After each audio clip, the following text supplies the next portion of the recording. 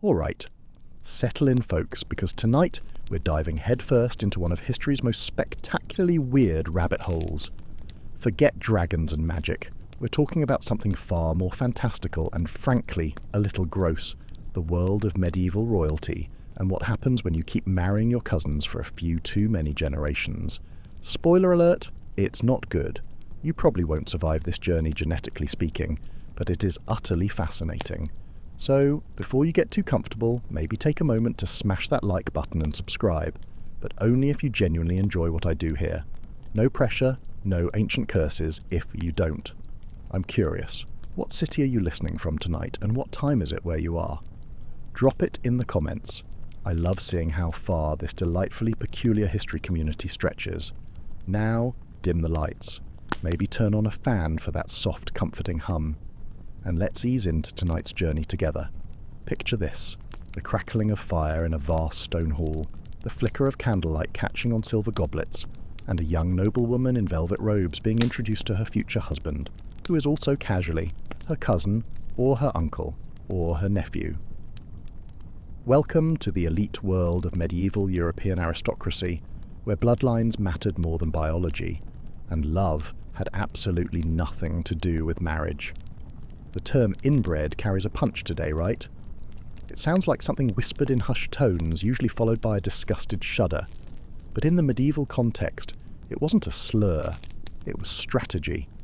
Dynasties like the Habsburgs, the Capetians, and the Trastamaras didn't just intermarry for fun. They did it to hoard power, land, and legitimacy. Think about it. If you marry your cousin, you don't lose any castles. You keep the wealth, the influence, and the shiny titles all neatly wrapped up within the family. If you marry a foreigner, suddenly someone else is raising your heir in a rival kingdom, potentially whispering sweet nothings about their own family's claims. So, the logic was crystal clear, even if the genetic consequences weren't. Yet, over generations, that cold, calculated logic led to genetic whirlpools that birthed some of the most fascinating, and frankly, tragic figures in European history. You're going to meet women tonight who were daughters of double first cousins, nieces married to their uncles, and sisters married off to their first cousin once removed. These aren't just mathematical absurdities. They were real women with complicated lives, deep loyalties, and sometimes the shocking symptoms of what happens when your DNA plays the royal version of musical chairs. We'll visit stone palaces in Spain, gloomy castles in Austria, and glittering courts in France and the Low Countries. You'll watch as empires rise and fall around these women, many of whom, let's be honest, never got a say in the matter. Their lives were simply negotiating chips in a high-stakes game of geopolitical poker. Take the Habsburgs, for instance, the undisputed champions of European inbreeding. Their family tree isn't so much a tree as it is a tightly woven wreath, or perhaps a pretzel that got left out in the sun too long and just fused. They built a global empire on a foundation of strategic marriages, each one drawing the family net tighter until it practically strangled itself.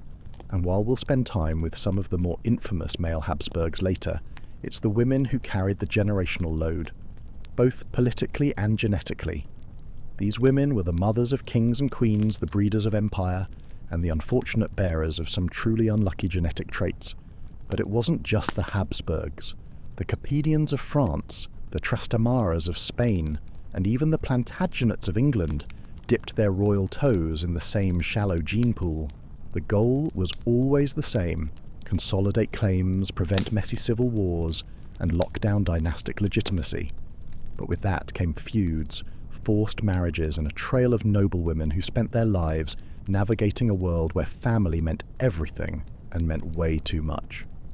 What's wild is how obvious some of the side effects became over time. Elongated jaws, the infamous Habsburg jaw, fertility issues, recurring mental illness, stillbirths, and strangely shaped skulls pop up again and again in these royal lineages. Yet nobody seemed all that eager to change course. Even the church, which technically forbade incestuous marriages past a certain degree, made generous exceptions for royals. The Pope would often grant a dispensation, basically a holy permission slip, for yet another cousin marriage, as long as it kept the peace, or, more accurately, kept the donations flowing into the Vatican. Here's the kicker. Modern geneticists have actually studied some of these lineages and confirmed what those medieval matchmakers refused to see. Inbreeding coefficients, yes, that's a thing, are measurable. And several royal offspring had scores comparable to the children of sibling unions, one of the highest ever recorded. Think about that for a second. We're talking about children with the same level of genetic concentration as if their parents were full siblings. Take Charles II of Spain, whose tragic tale we'll save for the end. But spoiler, he couldn't chew food properly, couldn't walk without help, and likely had the mental development of a 5-year-old. And yes, he had a lot of aunts and uncles who were also his cousins. It was less a family tree and more a very tangled shrub. Of course, not every royal woman with a tangled ancestry suffered overtly. Some were brilliant rulers, effective diplomats, and adored queens. One of the fringe debates among historians today is just how much inbreeding actually influenced personality or mental stability. For example, was Joanna the Mad of Castile actually insane, or just caught in a brutal political trap where her erratic behaviour was exaggerated to keep her from ruling? Was her daughter's melancholy a symptom of family genetics, or the result of a lifetime trap between power and duty? This kind of question pops up a lot when you start pulling threads on these women's lives. How much was nature, and how much was nurture? These women weren't just passive figures. They were queens, regents, and mothers, shaping the future of empires. Some of them ruled directly, others ruled through their sons or husbands, and they all bore the burden of dynastic duty in a way their male counterparts didn't. A prince might go off to war or drink himself to death, but a princess was expected to marry whomever the crown required, and produce heirs no matter how many miscarriages, deformities, or depressions came along the way. Their bodies were quite literally the battleground of empire. In the next sections, we'll meet specific women whose stories exemplify this strange intersection of politics, genetics, and deeply personal struggle. You'll follow Isabella of Habsburg as her bloodline loops inward, Joanna of Castile as her sanity is questioned, and Eleanor of Portugal as she marries her own uncle to cement imperial power. Along the way, we'll sprinkle in facts you've never heard before, like which queen's jaw had to be redrawn in official portraits to make it look less prominent, or which princess was technically her husband's great-aunt. Yes, really. So, buckle up gently. The next hour might just make you profoundly grateful for your boring, unroyal DNA. Let's head straight into the tangled tapestry of inbred nobility, with a woman who is practically the poster child for what happens when your entire family tree folds in on itself like an origami disaster. Isabella of Habsburg. If you've ever wondered what it's like to be the result of multiple generations of cousin marriages, well, meet Isabella. She doesn't just belong to the Habsburg dynasty. She is the Habsburg dynasty, rolled up into one velvet-draped, highly ceremonial genetic loop. Born in 1501, Isabella was the daughter of Philip the Handsome. Yes, that was his actual nickname, we'll get to why it's ironic later. And Joanna of Castile, aka Joanna the Mad, who we'll meet properly in the next section. For now, just note that Isabella's parents were both grandchildren of the same royal couple, Ferdinand II of Aragon and Isabella I of Castile. That means Isabella's family tree was already bending awkwardly in on itself from the moment she cried her first baby cry in Brussels.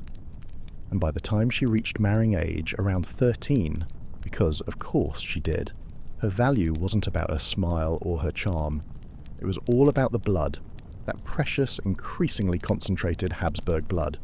She was married off to Christian II of Denmark, Norway and Sweden, a man described by contemporaries as morose, which is a polite way of saying he was probably a bit of a nightmare.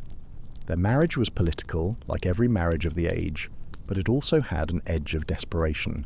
Christian needed allies, and the Habsburgs needed influence in Scandinavia.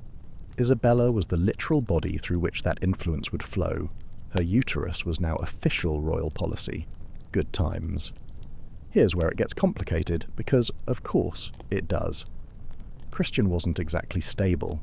He was charming at times, yes, and he clearly liked Isabella, but he also had a favourite mistress, Dyveke Sigbritsdatter, whom he refused to abandon even after marrying the Habsburg princess.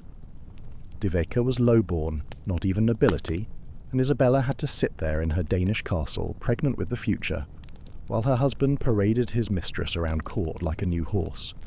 That must have stung, even for someone raised to accept political marriages as part of the royal gig. But Isabella held her own. She bore Christian 6 children, 3 of whom survived infancy, which in itself was a minor miracle given the gene pool and the general medieval lack of sanitation. One of her sons, John, would have a short life, but her daughter Dorothea would go on to marry another cousin naturally. Isabella's influence at court grew, particularly after De Vecchia died suddenly. Maybe from poisoned cherries, maybe not. The truth is murky, and so are the rumours. Some whispered that Isabella or her allies had a hand in it, but there's no hard proof, just a sudden vacancy in the royal mistress role, and a queen who stepped up into real power. And yet, the genetic weight of her ancestry didn't disappear. Isabella herself suffered from bouts of illness that some historians now think might have been linked to haemophilia or a similar inherited disorder. She died young, just 24 years old. The official cause, a sudden illness. The medieval catch-all term for anything from tuberculosis to a stroke to, well, inherited genetic dysfunctions we can't quite pin down from the comfort of our modern armchairs. A quirky fact about Isabella's brief life: she was fluent in at least 5 languages thanks to her Habsburg upbringing. These weren't "I can ask where the bathroom is" skills either. She could hold diplomatic conversations in Latin, Castilian, Flemish, French and German. Her letters reveal a sharp mind, a touch of sarcasm, and a keen understanding of the politics around her. She wasn't just a vessel for babies. She was aware of the chessboard and moved across it as much as her gender allowed. Now, here's where scholars still butt heads. Was Isabella a victim of her family's obsession with purity, or simply unlucky in a dangerous age? Some point to her children's weak health and her own early death as clear signs of genetic fragility. Others argue that early mortality was just part of the course in the 16th century, even for royals. And while that's true to an extent, the Habsburgs' increasingly closed breeding circles make the debate harder to ignore. What's not debated is this: Isabella's children carried forward even more concentrated royal blood, making the next generation of Habsburgs even more genetically enclosed. Her grandson, Maximilian II, would marry his first cousin, and their children, well, let's just say their jawlines could cut glass, and not in a good way. One eerie thing about Isabella's life is how quiet it feels in retrospect. She's one of those queens you rarely hear about unless you go looking. No big wars, no grand scandals, no famous paintings, and yet her DNA echoes all through European history. Her blood ran in the veins of emperors, kings, and doomed heirs. If power in this world can be measured by legacy, then Isabella was more powerful than most of the men around her. She just didn't get a crown to show it. You almost want to go back in time and whisper to her through the veil of centuries, "Hey, maybe skip that cousin. Maybe tell your daughter to try someone new, like someone not related." But you know she couldn't. That was the game, and she played it as well as anyone with her last name could. From the quiet courts of Denmark to the loud echoes of dynastic strategy, Isabella of Habsburg's life is one of the clearest examples of what happens when royalty values family ties just a bit too much. She didn't live long, but what she passed on would shape Europe for the next 2 centuries, and a lot of those results weren't exactly healthy.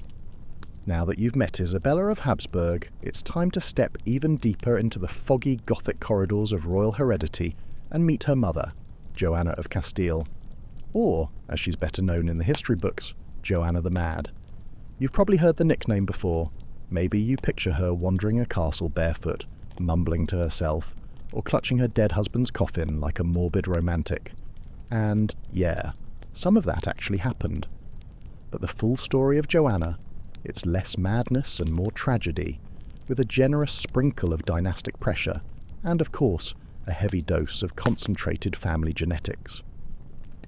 Joanna was born in 1479 to Ferdinand II of Aragon and Isabella I of Castile, Spain's power couple, the Catholic monarchs who unified the Spanish kingdoms and sponsored a certain Christopher Columbus. Their marriage was the ultimate political power move, and they wanted their children to follow suit. Joanna was their 3rd child, smart, reserved, and devout, with eyes that reportedly smouldered when she was angry. But there was one catch. Her family tree already had that classic royal kink. Her parents were second cousins. Not a terrible start by medieval standards, but the signs of internal looping were starting to flicker. As a young woman, Joanna was shipped off to Flanders to marry Philip the Handsome. Yes, that's literally what they called him. And yes, it was mostly for politics. Philip was the son of Holy Roman Emperor Maximilian I and Mary of Burgundy, and this union was meant to forge a powerful European alliance. But unlike many arranged royal marriages, Joanna and Philip were weirdly into each other. Like, passionately, obsessively into each other at first. The kind of chemistry that raised eyebrows at court. You might think, oh, that's sweet. But this is bedtime history, not a fairy tale, so you know what's coming. Philip was charming, ambitious, and very aware of his own good looks. Joanna, deeply in love, became intensely jealous, especially once Philip began openly cheating on her. She would reportedly scream, throw things, and demand to know the names of his mistresses. Court rumour had it that she once attacked a lady-in-waiting with scissors over a flirtatious glance. Was she mentally ill, or just a woman pushed to the edge in a world where her power was always second to her husband's pleasure? Things only got worse when her mother, Queen Isabella, died, and Joanna became Queen of Castile. On paper, this should have made her one of the most powerful women in Europe. But Philip wasn't having it. He tried to muscle in as king, claiming Joanna was too unstable to rule. Her father, Ferdinand, did the same thing. Both men wanted control over Castile, and both used Joanna's supposed madness as an excuse to take it from her. What followed was a slow, relentless campaign to paint her as unfit, a narrative that stuck, partly because it was convenient, and partly because Joanna did start to show signs of emotional collapse. After Philip's sudden death in 1506, he reportedly drank cold water after playing a vigorous game of ball, and it shocked his system, which, yeah, sounds fake. Joanna's grief became extreme. This is where the famous coffin story comes in. She had his body embalmed, refused to bury it for years, and travelled with the casket across Castile, stopping at monasteries and demanding prayers for his soul. Some say she opened the coffin periodically to gaze at him. Others claim she refused to allow any women near it, fearing they might seduce his corpse. Okay, that part does edge into mental illness territory, but hold on. This is where modern historians start side-eyeing the narrative. Yes, Joanna's behaviour was eccentric, even disturbing. But was it madness, or grief weaponized by power-hungry men? She had just lost her husband, was being isolated from her children, and had everyone around her gaslighting her into thinking she was unwell. Even her attendants were under orders to keep her under control. When you're locked away in a cold castle with no friends, no allies, and a lifetime of dynastic expectation weighing on you, madness might just be the only way out. Here's the genetic kicker. Joanna's parents were related, and her husband was her second cousin. Their child, Isabella, from the last section, was part of a lineage that was now officially swirling in on itself. You can track Joanna's bloodline straight down to Charles II of Spain, whose family tree looks less like a tree and more like a family tumbleweed. Also, here's a fringe fact you're not going to hear in most textbooks.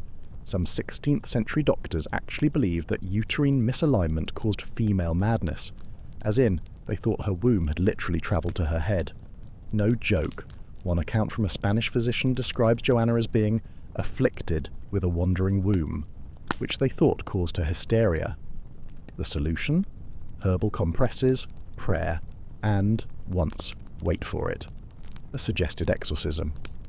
Modern scholars love to debate whether Joanna really had what we'd now call bipolar disorder, or schizophrenia, or whether she was simply a victim of socio-political abuse. One particularly interesting theory suggests she may have had a form of post-traumatic stress disorder brought on by constant betrayal and the deaths of her children. Because yes, while she was confined in Tordesillas for nearly 50 years, her children died one by one, usually far from her. She was denied the chance to raise them, see them, or even grieve them properly. And yet, through all this, she remained technically Queen of Castile. Her signature still sealed royal decrees. Her presence still mattered, if only as a figurehead. And the dynasty rolled on, through her blood and her heartbreak. So, What's the takeaway here? Joanna wasn't just the mad one. She was the product of strategic inbreeding, the pawn of rival male egos, and maybe, just maybe, a woman who saw too much and cracked under the pressure. But her legacy didn't crack. Her children would go on to shape Europe, and her story remains one of the most haunting examples of what happens when you mix too much royal blood with too little compassion. Next, we'll meet another woman from a royal bloodline tangled in its own reflection. Blanche of Castile, who finds herself caught in the push-pull of French and Spanish dynasties. But first, let Joanna linger in your mind for a moment. Alone in a fortress, her world shrinking, her love unburied, her name etched into history not for what she did, but for what they said she was. Now your eyes drift toward another castle corridor, lit by a flickering rushlight and echoing with footsteps that trace centuries-old ambitions. Tonight, we cross the Pyrenees into a tale not quite as gothic as Joanna's, but every bit as woven with dynastic pressure and genetic déjà vu. Meet Blanche of Castile. She doesn't get the kind of historical spotlight that queens like Eleanor of Aquitaine or Catherine de' Medici bask in, but don't let that fool you. Blanche was a linchpin in one of Europe's most tangled noble nets, and like many royal women of the time, she was born into a family already looping back in on itself. Blanche came into the world in 1188, the daughter of King Alfonso VIII of Castile and Eleanor of England. Yes, that Eleanor, daughter of Henry II and Eleanor of Aquitaine. That made Blanche a granddaughter of two powerful dynasties. Her blood was a potent blend of English Plantagenet ambition and Spanish Trastamara pride. It also meant her family tree had already begun its slow spiral, because the Castilian and French royal lines weren't shy about marrying cousins when it kept power close. At the age of 12, Blanche was sent off to France to marry Louis, the son of King Philip II. But hang on, she wasn't actually the original choice. The French had originally wanted her sister, Ulrica. But when a last-minute switch-up happened, one that scholars still squint at with suspicion, Blanche was plucked instead. Why the change? Some say Ulrica was too Spanish, or that Blanche simply had a better temperament.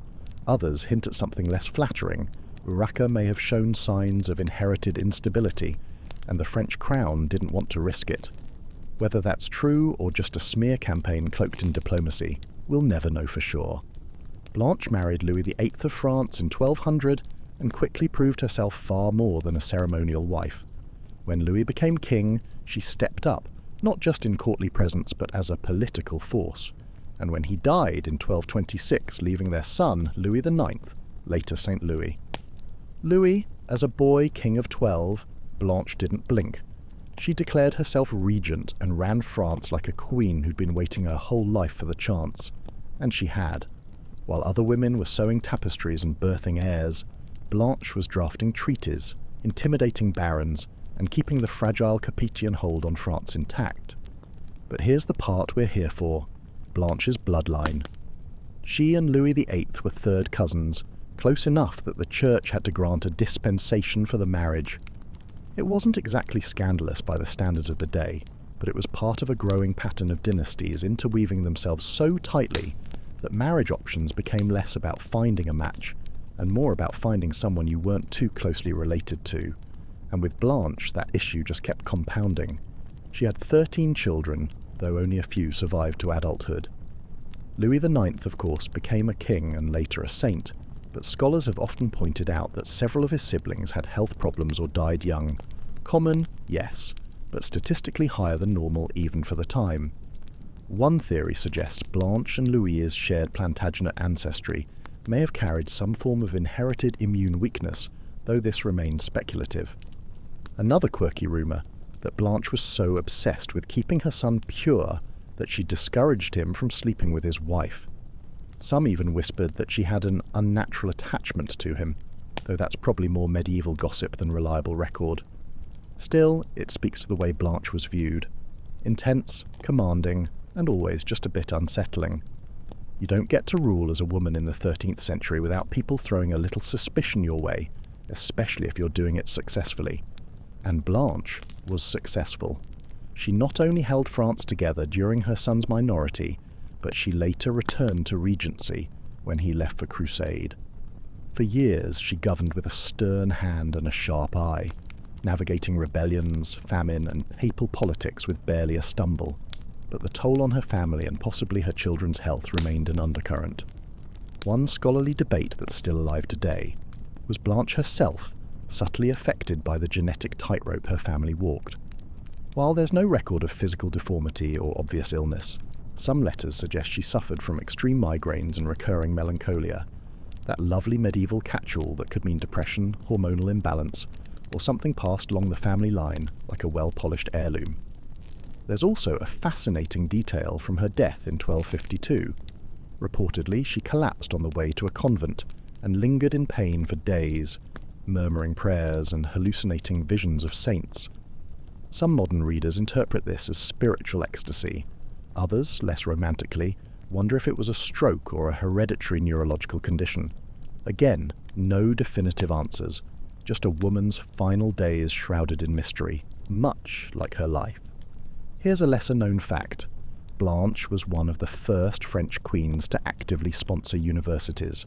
She supported the development of theology studies at the University of Paris and personally funded monastic libraries. So, yeah, while she was wrangling rebellious nobles and managing her emotionally complicated son, she was also quietly helping launch the European intellectual renaissance. No big deal. You can almost imagine her today, ghosting through a candlelit library in Rouen, muttering Latin aphorisms and glaring disapprovingly at anyone making noise. Not mad, not tragic, just tired, and probably still running things from beyond the grave.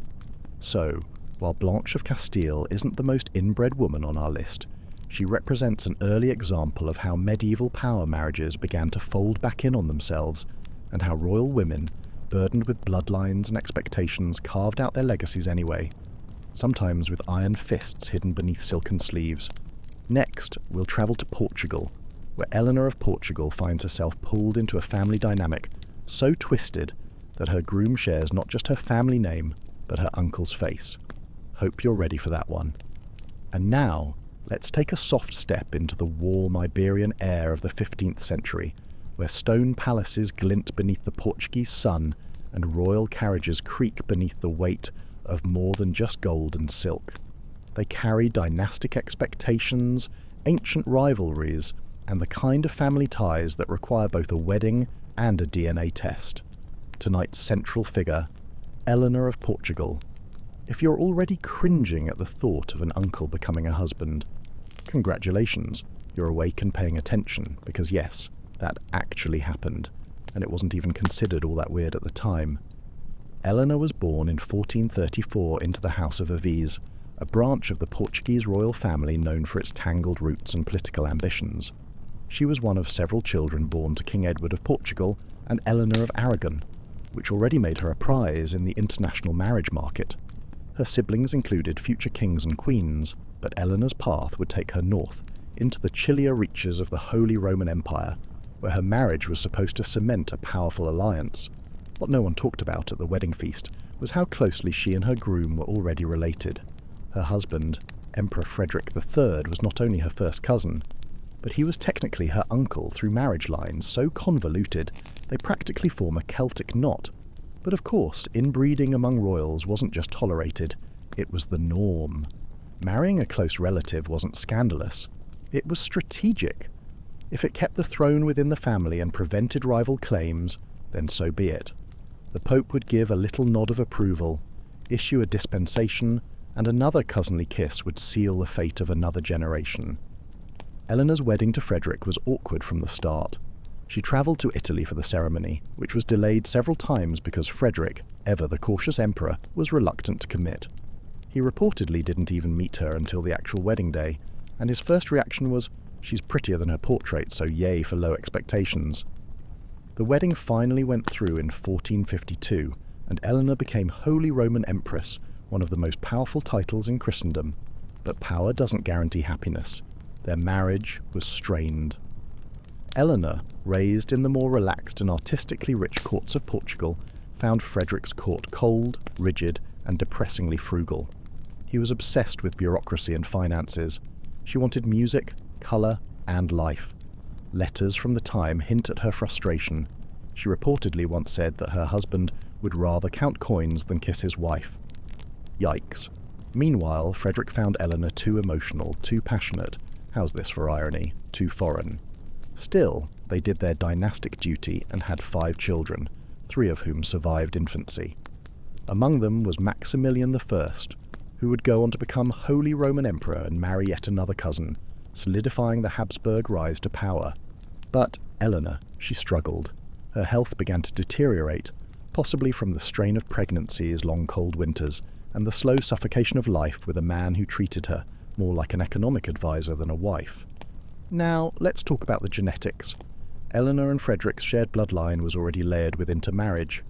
Both had ancestors from the Aragonese and Burgundian houses, and their union concentrated that blood further. The result? Their son Maximilian inherited the family jaw, the early hints of the legendary Habsburg jaw that would come to symbolize centuries of royal inbreeding. But that's just the visible sign. What historians whisper about more quietly is the mental health issues, miscarriages, and the faint echo of autoimmune disorders that crop up again and again in the family line. A quirky side note, Eleanor is one of the few medieval empresses whose voice survives in her own hand. Some of her letters to her brother, King Alfonso V of Portugal, still exist. In them, she vents about court life, the isolation she feels, and how much she misses home. There's something hauntingly modern about her complaints. She talks about not having anyone to confide in, about feeling like an outsider even in her own family, and about the cold halls of the imperial court that seem to suck the life out of her. If there's a ghost pacing through those stone corridors at Graz or Wiener Neustadt, it's probably Eleanor, still homesick and misunderstood. Here's where scholarly debate still flickers. Was Eleanor simply a mismatched wife, trapped in a political alliance, or was she experiencing the early toll of genetic accumulation? Her declining health has been attributed to everything from tuberculosis to depression. But some researchers suggest she may have inherited a form of porphyria, a blood disorder linked to noble lineages, and sometimes mistaken for madness or hysteria. There's no conclusive evidence, just hints in her letters and descriptions from court chroniclers about her pale skin, sensitivity to light, and frequent fits of melancholy. She died young, just 32 years old. Officially, it was illness, but most agree it was a long and painful slide into frailty, worsened by the years of emotional neglect and probably some good old-fashioned medieval medical malpractice. Frederick didn't even attend her funeral. He stayed behind, reportedly busy with court documents. That tells you everything, doesn't it? And yet, Eleanor's legacy looms large. Her son, Maximilian, would go on to shape European history, expanding the Habsburg Empire and marrying his own relatives with relentless efficiency. Eleanor's blood would flow through the veins of emperors and queens, carrying with it both the strength of her Iberian heritage and the weaknesses of a gene pool that had been stirred far too little. What stands out most about Eleanor is the quiet sadness that threads through her life. She wasn't mad like Joanna. She wasn't iron-willed like Blanche. She was soft-edged, romantic, and ultimately too human for the cold machinery of imperial politics. But she played her part. She gave birth to the next dynasty, and that, for a royal woman of her time, was the highest and most unforgiving form of success. Next, we'll meet Margaret of Austria, Eleanor's granddaughter and one of the sharpest political minds of her day. Raised in a family so genetically compact that holiday dinners probably required a family tree cheat sheet just to figure out who to kiss on the cheek. Now, imagine this. You're a young girl born into a labyrinth of castles, cousins, and kings, and before you've even lost your baby teeth, you're already being discussed like a valuable chess piece.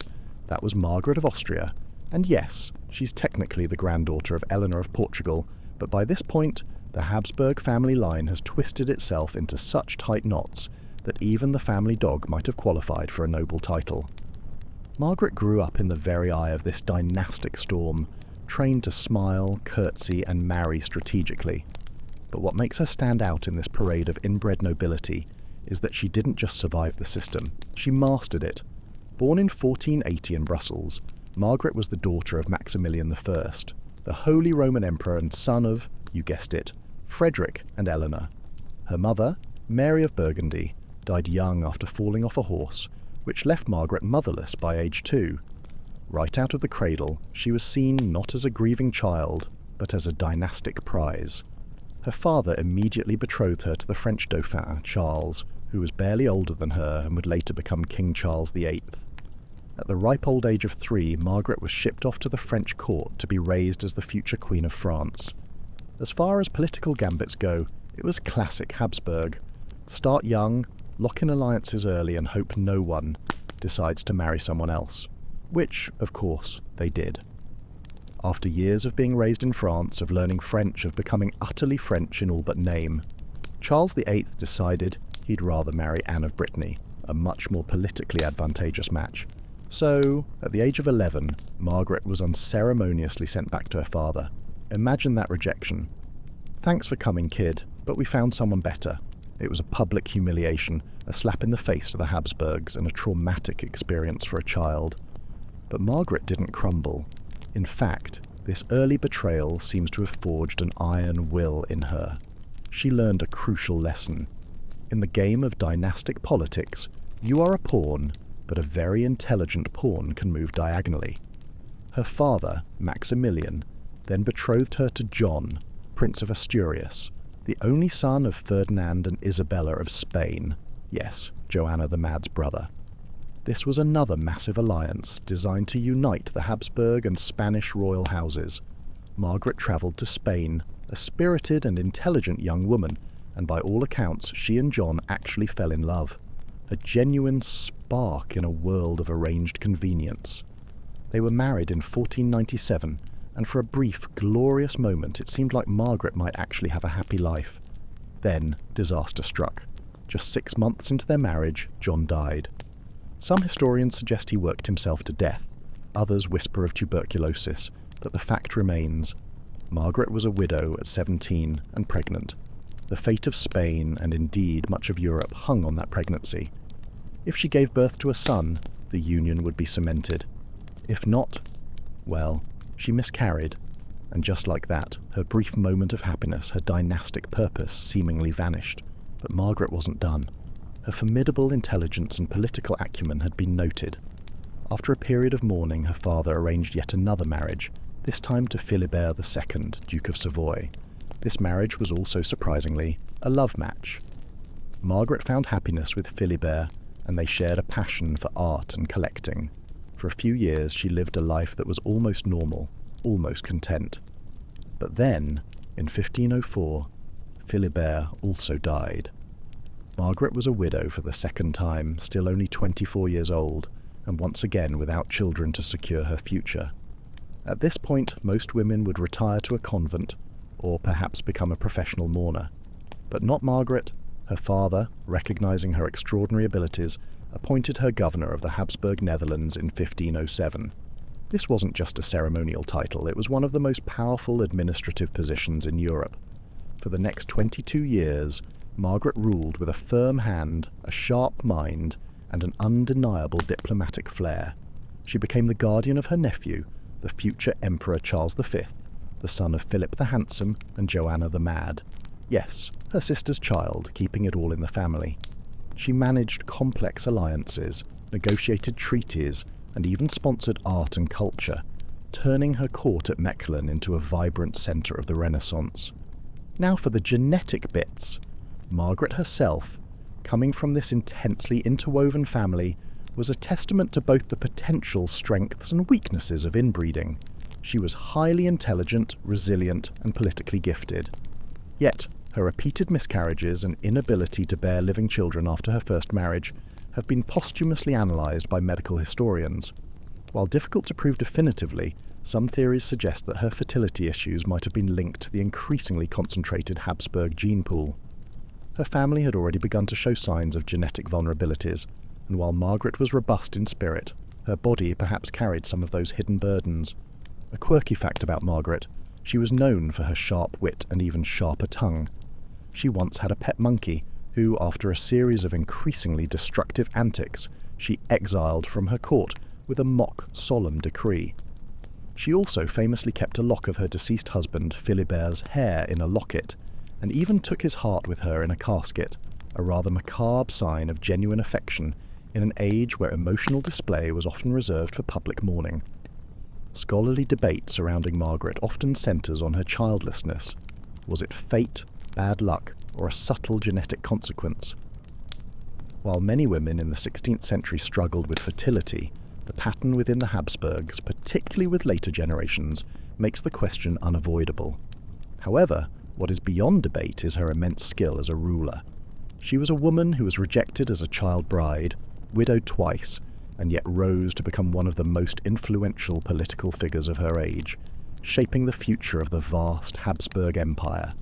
She brokered peace, managed finances, and nurtured one of the greatest emperors in European history. Margaret of Austria's life is a fascinating contrast. She embodies the ultimate dynastic pawn, moved from court to court, offered as a bride for political gain, but she also represents the sheer force of intellect and will that could emerge even from such restrictive circumstances. She defied the odds, not by having children, but by proving that a woman could govern, negotiate, and thrive in a man's world, even with a family tree that looked like a plate of spaghetti. Her legacy is not just in the bloodline she carried, but in the stable and prosperous territories she governed, and the brilliant nephew she mentored. She didn't have to marry her uncle. She just had to be incredibly smart and resilient. Lucky her. And now for the grand finale. The man who embodies the genetic culmination of centuries of concentrated royal blood, the walking, wheezing, chewing impaired poster child for why you probably shouldn't marry your cousin's cousin's cousin, Charles II of Spain. If the previous stories made you squirm a little, this one might just make you grateful for every perfectly formed tooth in your mouth. Charles II, born in 1661, was the last Habsburg king of Spain, and last is the key word here, because his reign marked the end of an era, largely due to his inability to produce an heir, an inability deeply intertwined with his terrifyingly unique genetic makeup. He wasn't just a little inbred, he was the grand champion of inbreeding. Let's break down his family tree, or rather, his family tangled bush. His parents, Philip IV of Spain and Mariana of Austria, were uncle and niece. Yes, his dad was also his mum's brother-in-law, and his mum was his dad's sister's daughter. Got it? No? Good, because it gets worse. Philip IV and Mariana themselves were both products of extensive Habsburg intermarriage. Charles II's family tree had 8 great-grandparents, but only 4 distinct individuals. 2 of those individuals were themselves first cousins. His inbreeding coefficient, remember that term? It was 0.254, higher than that of a child born from a brother-sister union. He was, genetically speaking, more inbred than if his own parents had been siblings. Just let that sink in. The consequences were immediate and heartbreaking. Charles II was famously frail, sickly, and developmentally delayed from birth. He couldn't speak until he was 4, and couldn't walk until he was 8. Contemporaries described him as having a massive, elongated jaw, the famous Habsburg jaw in its full, horrifying glory, a huge tongue that made it difficult to speak and swallow, and a head so large it seemed disproportionate to his tiny, weak body. He drooled constantly, his speech was unintelligible, and he suffered from frequent illnesses, convulsions, and mental sluggishness. Imagine being king of the largest empire on earth, and being unable to properly chew your own dinner. He was nicknamed Hisardo, the Bewitched One, because many believed his afflictions were the result of black magic. His court was a hotbed of paranoia, exorcisms, and desperate attempts to cure him, rather than acknowledging the painfully obvious genetic reality staring them in the face, or rather, out of his very peculiar face. His life was a tragic parade of medical misfortunes and dynastic pressures. He was married twice, first to Marie Louise of Orleans, then to Maria Anna of Neuburg, both attempts to produce an heir. Neither marriage produced children. It wasn't just his physical frailty. Studies suggest he likely had Kallmann syndrome, a genetic disorder that causes infertility and a lack of puberty, among other issues. Essentially, his DNA was so scrambled that his body just didn't quite work. The pressure on Charles to produce an heir was immense, a crushing weight on a man barely able to function. His entire reign was consumed by the Spanish succession, the question of who would inherit his vast empire when he finally, inevitably, died childless. He literally held a séance to try and speak to his deceased ancestors and ask them who should succeed him. That's a new level of checking with the family about your will. A particularly grim, quirky fact. Charles II's embalmed body was reportedly so malformed that it barely fit into its coffin. And even after death, the Habsburg jaw seemed to persist. A doctor who examined his remains centuries later described his tongue as so large that it made speaking and chewing exceedingly difficult, confirming the contemporary accounts of his struggles. Scholarly consensus on Charles II is remarkably unified. His extreme physical and mental disabilities were a direct result of centuries of relentless inbreeding within the Habsburg dynasty. He represents the genetic endgame of a strategy that prioritized power and legitimacy over biological health. He was the literal embodiment of a family tree that had folded in on itself one too many times, leaving him with a genetic lottery ticket that had all the wrong numbers. When Charles II finally died in 1700, at the age of 38, his death sparked the War of the Spanish Succession, a massive European conflict that reshaped the continent. His inability to produce an heir, a direct consequence of his genetic heritage, plunged Europe into a devastating war. It's a stark, brutal reminder that even in an age of kings and empires, biology eventually wins. You can marry all the cousins you want, but eventually the bill comes due. Charles II's life wasn't just a personal tragedy, it was a dynastic catastrophe. He was the living, breathing, drooling proof that the Habsburg strategy, for all its initial success, contained the seeds of its own destruction. He wasn't bewitched, he was simply brutally inbred, and in his sad, brief existence, he showed the world the ultimate, horrifying cost of keeping it all in the family. So, the next time you're contemplating a family reunion, just remember Charles II. Maybe branch out a little, for the sake of your jawline, if nothing else. And with that, our journey through the tangled, tragic, and often absurd world of royal inbreeding comes to an end.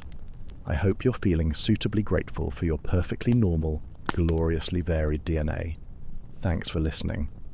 If you enjoyed this genetic deep dive, don't forget to like, share, and subscribe. And tell me, what other weird historical rabbit holes should we tumble down next? Sleep tight and try not to dream of elongated jaws.